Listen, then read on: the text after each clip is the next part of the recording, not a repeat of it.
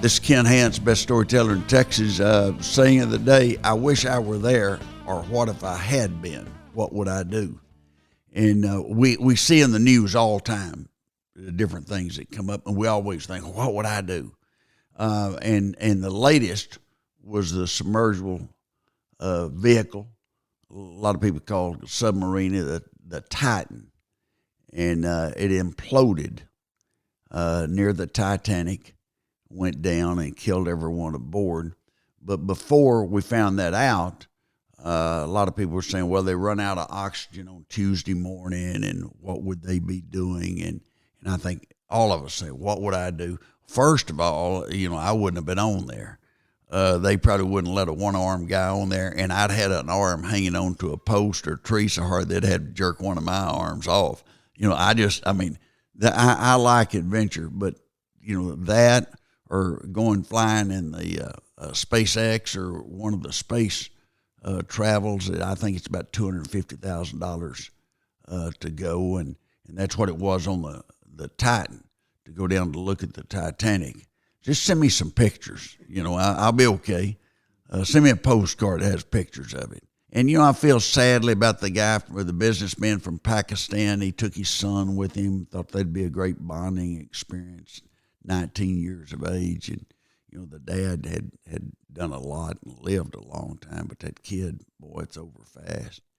And I think a lot of us think that, if they imploded, that means that it happened instantaneously and there wasn't any suffering. If they hadn't imploded and they ran out of air, you're talking about, 3 or 4 days of just having, gradually die. And that'd be a tough situation. I always think back to the Air France that had a flight going from, I think it was Rio, or it may have been Brazil, but and it was going to Paris.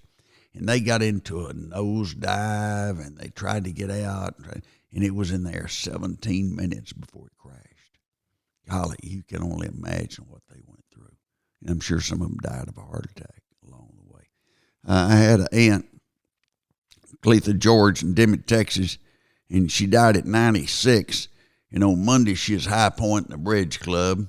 And Thursday, she went to the grocery store, and she bought 6 green bananas. So she was optimistic. But on Friday night, she went to bed and just didn't wake up. Now, that's my idea. That if you're going to do that, just go to sleep and didn't wake up. But all of us identify with something that's happened. I remember in 1987, there was an open hole. It was an abandoned oil well, and a little girl fell into it. It took them like 4 or 5 days to get her out. And the nation was just, you'd go back, have they heard anything, or are they getting closer? And, the coal miners in Chile that were missing for 40 days, and the coal miners in West Virginia 15, 20 years ago, and then the kids that got lost in a cave underwater. But those kind of stories, they grip everybody, and you look, we have things that have a big impact us on a day-to-day basis, but those things make people think, what if? What if I were there? Be glad you're not. We had a heat wave in Texas lately for June, getting up to 100. The other day in Austin, it was 115. The heat index was 115. And it goes back to my old cousin, Fat JB. He used to say that they had a heat wave in 1980. In Dallas, they had like 40 or 50 days in a row over 100. And he said there were people in Dallas dying and going to hell and getting relief. It's hot. And that this is a little heat wave in June, July. And it used to be that all the global warming people, global warming, but they've changed all that to climate change. And that way it fits them better, if it gets real cold in the winter or something like that. There's been a lot of problems along the way that we've had as far as climate is concerned. And you look back to hurricanes, the deadliest hurricane of all was the Galveston, and that's been over 100 years ago. And so there's always a change going on. I agree with them on that. But to say the exact cause and know every once in a while, somebody predicted we were going to all die in 2023. So I mean, we got about 7 months, I guess, to go, 6 or 7 months, and we'll see what happens. One other thing that I was reading and came to my attention: the median age in the United States, people are getting, we're getting older. The median age is 38.9, and in 2000 it was 35. In 1980 it was 30, and we're getting older. There's not as many children being born, and people are living longer. A combination. The oldest state is Maine, and second New Hampshire. Youngest state is Utah, and Utah had theirs was 31.9, and Texas was second at 35.5. A lot of young people, a lot of new families in the state of Texas.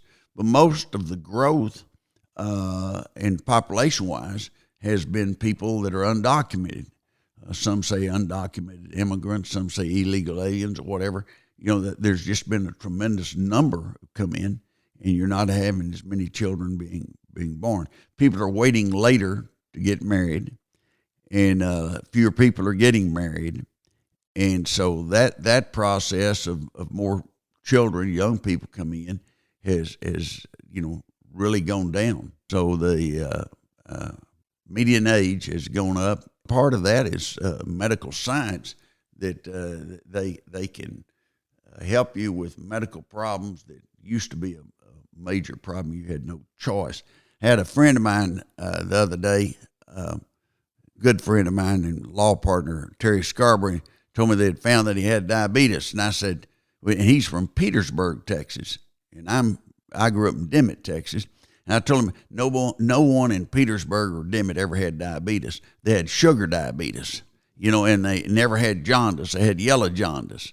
But I never heard of somebody saying they had diabetes till I got older and was probably in my 30s or 40s. Somebody said they had diabetes. And I said, is that like sugar diabetes? That's what we always called it. The diseases that hit you today compared to what had been 30 years ago.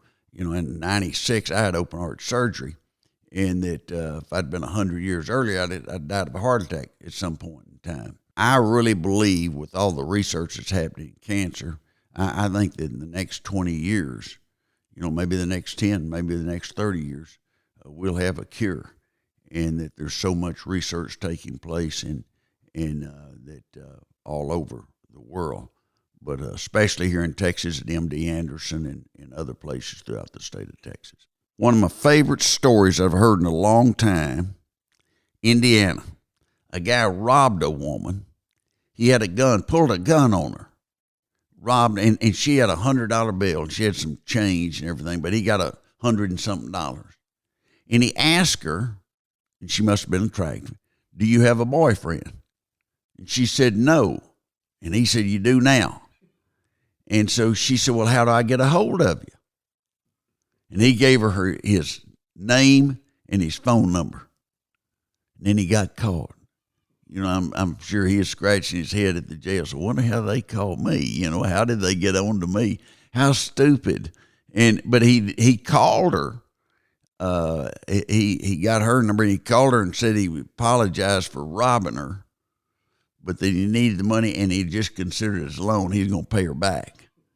And that didn't work, and was not a satisfactory answer for her or the police or the district attorney. Also in the Census Bureau, breweries. The number of breweries, now we've got 9,700 breweries. You go back to 1979, and we had 90. 9,700 breweries. In 1979, we had 90. What's happened to these craft beers? Every little area's got a craft beer of some kind. And everybody thinks that they can make a living, and they'll run Budweiser out of business. Only people who are going to run Budweiser out of business, Budweiser. It's not going to be a craft beer. it's going to be them making some, mistake. But the small breweries have really taken off, and there's big support for them nationwide. I was reading a book the other day, and it talked about the best way for people to think you're smart is to ask them for advice. And their ego is such, they think if you're asking for advice, you're bound to be smart if they want their advice. Now, I will say this, as a young lawyer, boy, I picked lawyers' minds for all kinds of things just to ask them. And they enjoy telling you. And I had a case one time, and I needed to appeal it, and I'd already paid the fine on it, and rules you can't.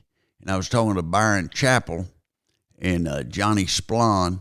And Johnny Splon, there's a couple of lawyers in Lubbock, and they said, what you need is a writ of refundus. There's no such thing. But, yeah, Judge, can I file a writ of refundus on this? And I always think about that Chappell and Splon lived close to each other. There was a vacant lot in between their house.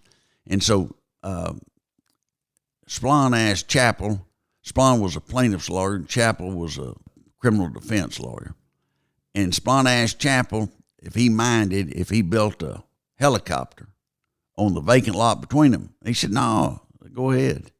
And so he'd go out around 5 or 6 every day and take a little drink of scotch and watch him. He had some binoculars. He'd watch him and yell at him and ask him what he was doing in certain things and give him a little advice from his porch. And so Splon finally got it finished. And the reason he built it, he wanted to be able to go to small towns where he had a case pending, and he built it so that you put a motor scooter on the back of it. So he'd put the motor scooter on it, and it'd handle him and one other person. He'd fly it. And so he got ready to fly it and everything, and he asked Chappell, to go and ride first, right? And Chappell said, I'm not going to get on that thing. I watched you build it, And he tried to get him to, and he wouldn't do it. And he flew it for about 2 years, and he sold it, and it came apart in air. So, homemade airplanes and homemade submarines and homemade, helicopters.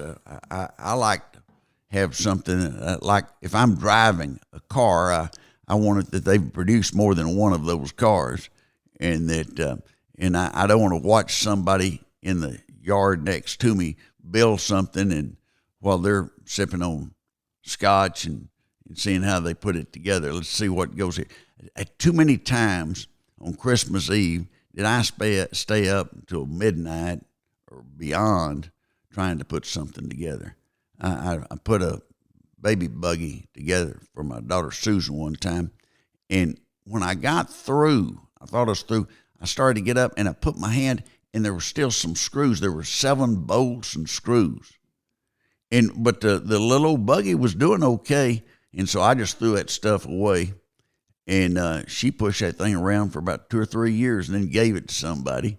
So I don't know what happened. They may have been surplus parts, but that's not something that I relish doing. I've been told that some assembly required is probably the biggest lie that's ever been told. I mean, it's a lot. And the instructions, if you produce the machine or whatever it is, the instructions are pretty good. But if you have no idea what they're talking about, instructions, it goes back to what Dr. Kenneth Davis, the professor at Texas Tech, always told us, that in communication, it's not important that people understand you. It's important that it's so clear and concise they cannot misunderstand you. And Dr. Davis was always great about that, and he was exactly right. And I find that in my everyday work from time to time. And when I look at an employee and tell them something I want done, I'm looking at them like, were they listening? Did they hear what I said? Sometimes I'll ask them, what did I tell you? And I always feel good when they come back and tell me exactly what I told them. And that, or I feel real bad if they say, I think, tell me another time, one more time. We'll see if I've got it. And that's always a little depressing. There was one story came out of Hollywood. There's one of the great actor, Kevin Costner. his wife was wanting $248,000 a month for child support.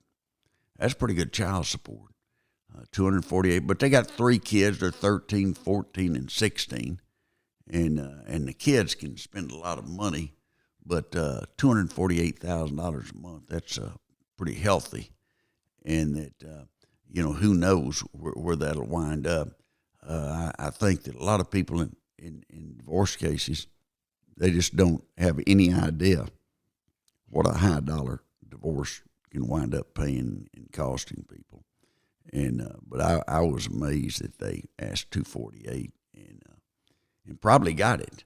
That's usually not the issue. It's usually a few $100 or a few $1,000s. Or Judge Pat Moore was a first woman judge in West Texas, and was a great judge. And she always took the approach that if you're old enough and big enough to have a kid, then you're going to be old enough and big enough to pay for him. And there was a guy in there one time on the other side. I was representing a woman. We were trying to get some child support. He said he couldn't pay it because if he did, he'd have to give up his motorcycle or his boat. And, the judge looked at him like, what about your kid? And she told him what the child support was going to be and instructed me, if he misses or gets behind, just file contempt. We'll put him in jail. Said that in front of him, got his attention. So sometimes practical advice works best. I've mentioned on this podcast before about the guy that came to see me from Nigeria, said he had an immigration case. I was a young lawyer in Lubbock, early 70s, and he came to see me, had an immigration case. He was going to get the death penalty. I said, well, you can't get a death penalty in an immigration case. He said, you can if you tried to overthrow the government in Nigeria and they send you back. Well, that's a good point. I hadn't thought about that, son. And we explored all the options, and I said, do you have a girlfriend? He said, well, not really. And I said, well, if you did and you got married, you can become a citizen, and I'm not telling you to do that. Don't go out and just get married. And about 2 months later, he showed up in my office with a young lady that he had married her, and her parents were along. This guy was working on his PhD, and they were pleased, and he was pleased, and that was in the early 70s. And then I bumped to him in 78. I was running for Congress, and I was out campaigning at a mall, and looked up, and there they were, and they had a baby. It was holding a baby, and had another one in a stroller, and the parents were with them. I thought, I'm a regular matchmaker. That guy was going to get the death penalty, and all of a sudden I've got him in a position that, he's a happy father and got his PhD. And so unusual things happen sometimes. Ken Hance, best storyteller in Texas.